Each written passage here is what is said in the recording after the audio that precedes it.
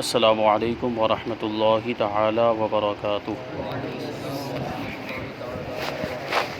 نحمده ونصلي ونسلم على رسوله الكريم اما بعد فاعوذ باللہ من الشیطان الرجیم بسم اللہ الرحمن الرحیم ان اللہ وملائکته یصلون علی النبی یا ایہا الذین آمنوا صلوا علیہ وسلموا تسلیما اللہم صل علی سیدنا ومولانا محمد معدن الجود والکرم وآلہ الکرام وابنہ الکریم وبارک وسلم صلاۃ و سلاما علیک یا رسول اللہ صلی اللہ تعالی علیہ وسلم۔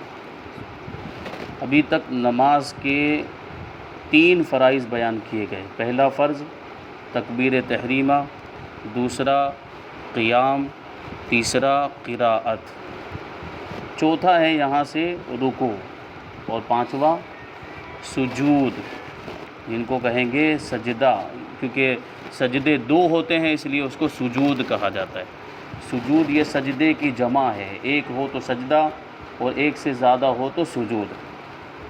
تو رکوع اور سجود کے بارے میں یہاں سے کچھ ضروری مسائل بیان کریں گے۔ رکوع کی تعریف کیا ہے؟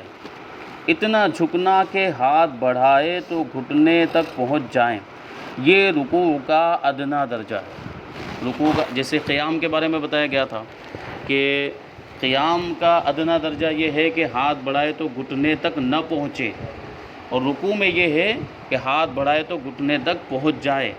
تو یہیں سے قیام ختم ہوتا ہے، رکوع شروع ہو جاتا ہے۔ گھٹنے تک اگر ہاتھ پہنچ جا رہے ہیں تو وہ رکوع کی شروعات ہے، اور پورا رکوع یہ ہے کہ پیٹھ بالکل سیدھی ہو جائے، پیٹھ کو بالکل سیدھی بچھا دے، اس طریقے سے سیدھی ہو جائے کہ اگر اس پر کوئی چیز رکھی جائے تو وہ چیز اس پر ٹھہر جائے، گرے نہ، جیسے پیالہ رکھ دیا جائے، کوئی دوسرا سامان رکھ دیا جائے، تو ایسی پیٹھ سیدھی ہونی چاہیے رکوع کے اندر۔ اور سر جو ہے وہ پیٹھ کے برابر ہونا چاہیے، سر اونچا بھی نہیں ہونا چاہیے اور نیچا بھی نہیں ہونا چاہیے، یہ پورا رکوع ہے۔ اب ایک سوال ہے کہ ایسا کبڑا شخص جس کا کب حد رکوع تک پہنچ گیا ہو تو وہ کیسے رکوع کرے؟ کبھی ایسا ہوتا ہے کہ پیٹھ جھک جاتی ہے، کبھی تو کسی کمزوری کی وجہ سے، کسی بیماری کی، یا بچپن ہی سے ایسے معاملات ہوتے ہیں کہ پیٹھ جھکی ہوئی ہوتی ہے، جس کو کبڑا کہا جاتا ہے۔ اللہ تبارک و تعالیٰ اس سے حفاظت فرمائے۔ تو ایسا کوئی شخص ہے جو اس طرح کے کبڑے پن میں مبتلا ہے، یا بوڑھاپے کی وجہ سے کبڑا ہو گیا ہے، تو پیٹھ جھک گئی ہے۔ کبھی ایسا ہوتا ہے کہ وہ ایسی جھکی ہوئی ہوتی ہے کہ اب وہ کبڑے پن میں ہاتھ بڑھائے تو وہ گھٹنے تک کیا، اس سے بھی کبھی کبھی نیچے ہاتھ پہنچ جائیں گے، تو قدرتی طور پر اس کی پیٹھ جھکی ہوئی ہوتی ہے۔ تو کیا اب رکوع وہ کیسے کرے گا؟ وہ تو دیکھیں آپ، تو فطری طور پر رکوع کی حالت میں ہے وہ، تو اس کے بارے میں حکم یہ ہے کہ کوزہ پشت یعنی کبڑا شخص کے اس کا کب حد رکوع تک پہنچ گیا، یعنی ہاتھ بڑھائے گا تو خود بخود ہاتھ گھٹنے تک پہنچ جاتے ہیں، تو وہ رکوع کے لیے سر سے اشارہ کرے۔ رکوع کے لیے سر سے اشارہ، جیسے وہ پہلے ہی سے جھکا ہوا ہے تو وہ سر کو ایسے نیچے کر لے تو یہ رکوع کا اشارہ ہو جائے، یہ رکوع کا اشارہ ہو جائے گا، ٹھیک ہے۔ اب سجدہ کسے کہتے ہیں؟ پیشانی کا زمین پر جمنا یہ سجدے کی حقیقت ہے، اور پاؤں کی ایک انگلی کا پیٹ لگنا یہ شرط ہے، پاؤں کی ایک انگلی کم سے کم لگنا یہ شرط ہے، 3 انگلیوں کا، دونوں پاؤں کی 3 انگلیوں کا لگنا واجب ہے۔ تو اگر کسی نے اس طرح سجدہ کیا کہ دونوں پاؤں زمین سے اٹھے رہے تو نماز نہ ہوئی، بلکہ اگر صرف انگلی کی نوک زمین سے لگی جب بھی نہ ہوئی۔ اس مسئلے سے بہت سے لوگ غافل ہیں، پاؤں جو ہے کہ یا تو بالکل زمین سے لگاتے نہیں، ہوا میں رہتے ہیں ان کے، یا زمین سے لگتے ہیں تو صرف انگلیوں کی نوک لگتی ہے، انگلیوں کا پیٹ زمین سے نہیں لگتا، تو اس کو بھی ذہن میں رکھنے کی ضرورت ہے۔ اسی طریقے سے پیشانی کے ساتھ ناک کی ہڈی لگانا بھی واجب ہے، ضروری ہے، تو وہ ہڈی بھی لگنی چاہیے، یعنی ناک کو اتنا دبائے کہ یہ نرم حصہ دب جائے اور یہ ہڈی زمین سے ٹچ ہو جائے۔ کسی عذر کی وجہ سے پیشانی زمین پر نہیں لگا سکتا تو کیا کرے؟ اگر کسی عذر کی وجہ سے، کسی مجبوری کی وجہ سے پیشانی زمین پر نہیں لگا سکتا تو صرف ناک سے سجدہ کرے۔ کیا مطلب؟ مثال کے طور پر پیشانی میں کوئی پھوڑا ہو گیا ہے یا کوئی زخم ہو گیا کہ اب پیشانی زمین پر نہیں لگا سکتا ہے، تو ناک لگانا ایسی صورت میں بھی ضروری ہوگا۔ اور کہتے ہیں کہ ایسی صورت میں بھی ناک کی نوک لگنا کافی نہیں، بلکہ ناک کی ہڈی زمین پر لگنا ضروری ہے۔ ایسی صورت میں بھی ناک کی ہڈی لگنی چاہیے، ناک کو اتنا دبائے کہ ہڈی تک وہ دب جائے۔ اگر کسی نے سجدے میں صرف رخسار یا تھوڑی زمین پر لگائی تو کیا حکم ہے؟ رخسار گال کو کہا جاتا ہے، اور تھوڑی یہ والا حصہ جو جہاں داڑھی اگتی ہے عام طور پر، یہ تھوڑی، ٹھیک ہے، یہ جو ہڈی جہاں پر یہ اندر جو ہاتھ یہاں پہ انگوٹھا آپ جو ہے کہ تھوڑا یہ زور دے دبائیں تو جہاں اندر یہ حصہ چلا جاتا ہے وہاں تھوڑی اس کو کہا جاتا ہے۔ تو یہ تھوڑی پر کسی نے یہ سجدے میں صرف یہ حصہ لگایا، تھوڑی والا حصہ، یا جو ہے کہ رخسار لگایا، گال صرف زمین پر یوں لگا دیا اور پیشانی نہیں لگائی اور ناک نہیں لگائی، کسی نے گال یوں رکھ دیا زمین پہ، یا یوں ایسے یہ داڑھی والا حصہ زمین پر رکھ دیا، تو اس کے بارے میں فرماتے ہیں کہ رخسار یا تھوڑی زمین پر لگانے سے سجدہ نہ ہوگا، خواہ عذر کی وجہ سے ہو یا بغیر عذر۔ مجبوری میں بھی اگر ایسا کر رہا ہے تب بھی وہ سجدہ نہیں مانا جائے گا۔ تو اب اگر کوئی مجبوری ہے، کوئی عذر ہے، تو پھر سجدہ کیسے کرے گا؟ تو فرماتے ہیں کہ اگر عذر ہو تو اشارہ کرنے کا حکم ہے۔ اگر کوئی عذر ہے جس کی وجہ سے پیشانی زمین پر نہیں لگا سکتا، ناک بھی زمین پر نہیں لگا سکتا ہے، تو پھر اشارے سے سجدہ کرے گا۔ ایک رکعت میں کتنی بار سجدہ فرض ہے؟ جانتے ہیں کہ ہر رکعت میں 2 بار سجدہ کرنا فرض ہے۔ ایک رکعت میں کتنے سجدے ہوتے ہیں؟ 2 سجدے ہوتے ہیں۔ اور کسی نرم چیز پر سجدہ کیا تو کیا حکم ہے؟ کسی نرم چیز مثلا گھاس، روئی، قالین وغیرہ پر سجدہ کیا تو اگر پیشانی جم گئی یعنی اتنی دبی کہ اب دبانے سے نہ دبے تو جائز ہے، ورنہ نہیں۔ ٹھیک ہے، یہ بات ذہن میں رہنی چاہیے۔ وہ آج کل ہمارے یہاں بہت رواج چلا ہوا ہے کہ قالین کے نیچے، جو مسجدوں کے اندر جو گالیچے بچھے ہوئے ہوتے ہیں، ان کے نیچے وہ فوم بچھاتے ہیں، وہ کچھ اس کی حفاظت کے لیے، پتہ نہیں کہاں سے یہ چلا ہوا ہے۔ تو اس کی وجہ سے اگر اتنی نرمی آ گئی، قالین بھی اگر نیا ہو تو وہ نرم ہوتا ہے، پھر وہ بھی نیا ہو تو وہ دبتا ہے۔ تو اگر وہ اتنا دبتا ہے اور دبتا ہی رہتا ہے کہ ناک جو ہے کہ ناک کی ہڈی نہیں لگتی ہے، تو ایسی صورت میں سجدہ نہیں ہوگا۔ اور دبتے دبتے اگر وہ اس حد تک پہنچ جاتا ہے کہ اب دبائیں تو نہیں دبے گا، تو ایسی صورت میں سجدہ ہو جائے گا۔ بہرحال اس میں احتیاط کرنا چاہیے، ایسی چیزوں سے بچنا ہی چاہیے جس میں شک و شبہ ہو، اس سے بچنا چاہیے۔ بعض جگہ اسی کو بیان کرتے ہیں کہ بعض جگہ سردیوں میں مسجد میں پیال یعنی چاول کا بھس بچھا دیتے ہیں۔ وہ چاول کا جو بھس نکلتا ہے، وہ چاول کو صاف کرنے کا جو بھوسا کہتے ہیں، جس کو جو بھوسا نکلتا ہے اس کو جو ہے کہ بچھا دیتے ہیں اور اسی پہ سجدہ کرتے ہیں۔ تو ان لوگوں کے سجدہ کرنے میں اس کا لحاظ بہت ضروری ہے کہ اگر پیشانی خوب نہ دبی تو نماز ہی نہ ہوئی، اور ناک ہڈی تک نہ دبی تو مکروہ تحریمی واجب العیادہ ہوئی۔ کمانی دار اسپرنگ والے گدے پر سجدے میں پیشانی خوب نہیں دبتی، لہٰذا اس میں نماز نہیں ہوگی۔ جو گدا کمانی دار ہوتا ہے، بہت زیادہ موٹا ہوتا ہے، اس میں اسپرنگ لگے ہوتے ہیں، اس پہ سجدہ کریں گے تو پیشانی زمین پر لگے گی نہیں، اور ناک بھی وہ جو ہے دبے گی نہیں، تو ایسی صورت میں سجدہ نہیں ہوگا۔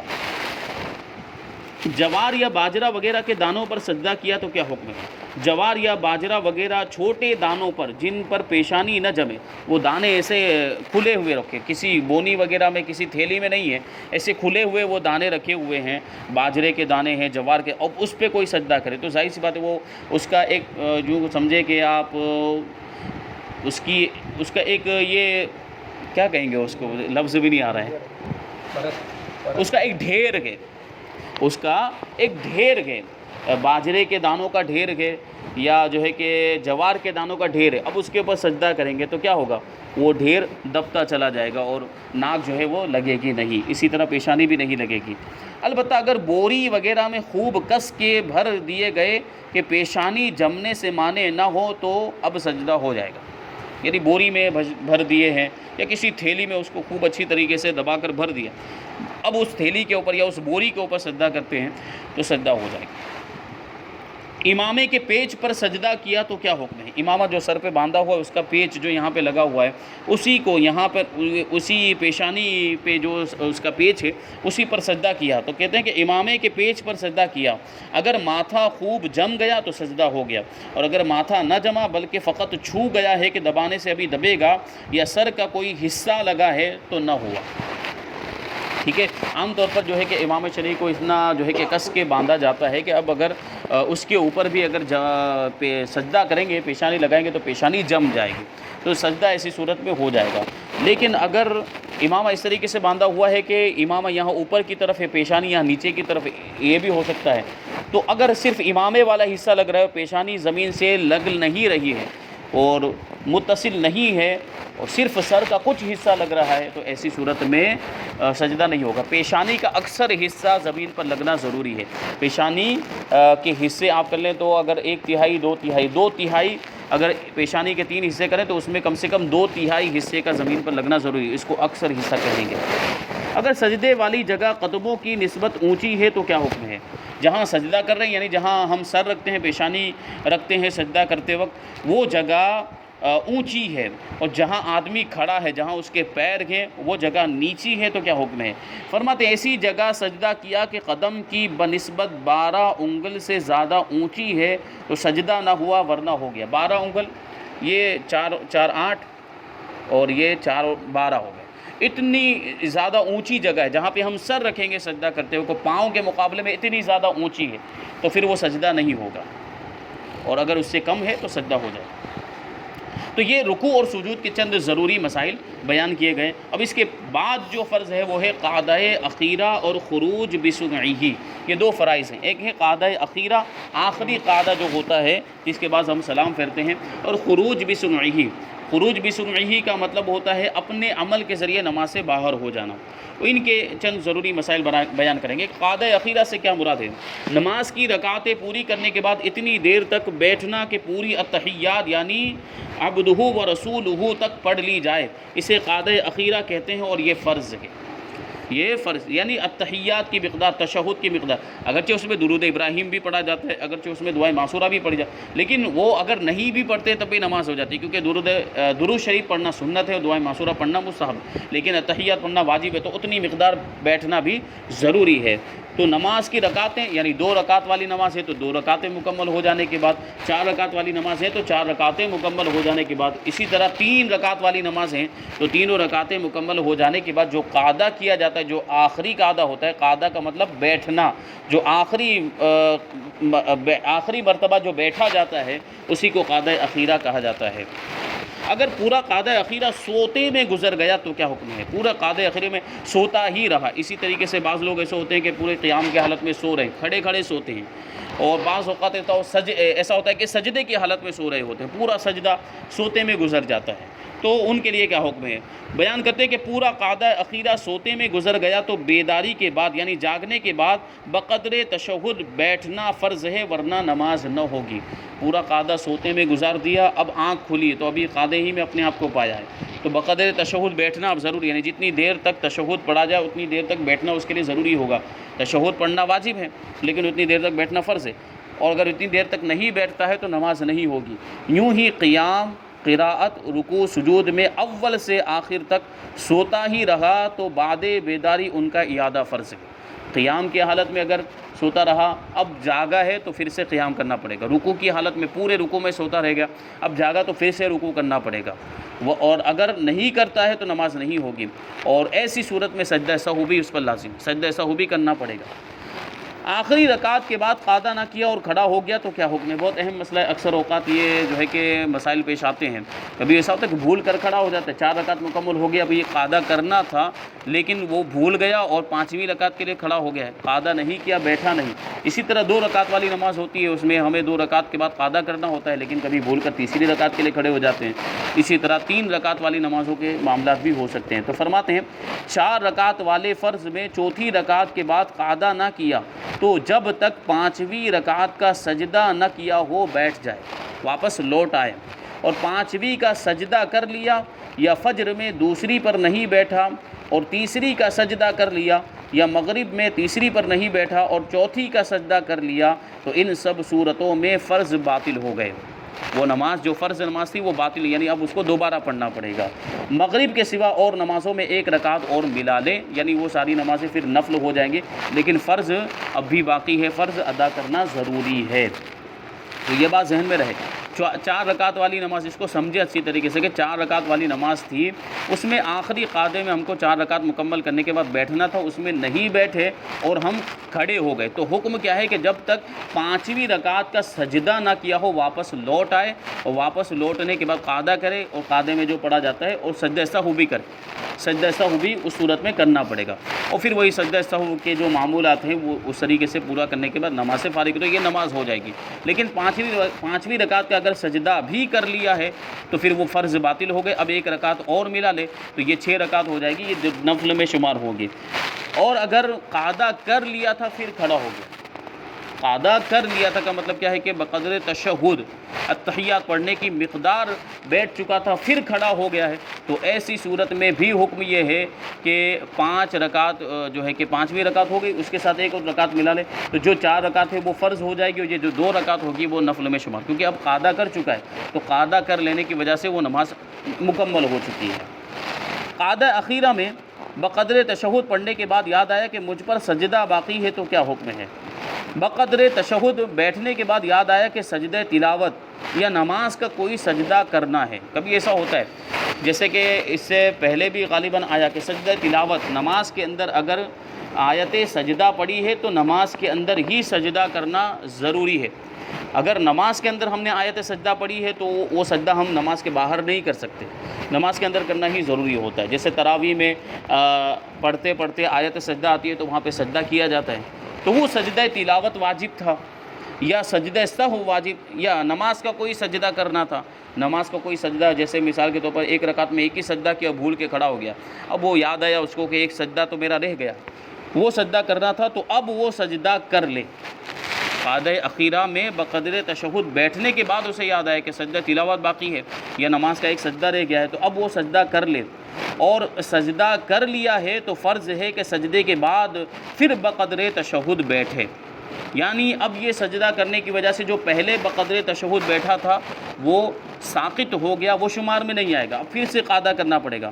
وہ پہلا قعدہ جاتا رہا، قعدہ نہ کرے گا تو نماز نہیں ہوگی، دوبارہ قعدہ نہیں کرے گا، یعنی وہ سجدہ کرنے کے بعد سجدہ تلاوت یا نماز کا سجدہ جو چھوٹ گیا تھا وہ سجدہ کرنے کے بعد اگر پھر سے قعدہ نہیں کرتا ہے تو نماز نہیں ہوگی، کیونکہ بیچ میں سجدہ تلاوت کر لینے کی وجہ سے یا نماز کا سجدہ کر لینے کی وجہ سے وہ پہلا والا جو قاعدہ تھا وہ جاتا رہا، اور ایک بعض صورتوں کے اندر یہاں پر سجدہ سہو بھی واجب ہوگا، تو سجدہ سہو بھی ساتھ میں کرنا پڑے گا۔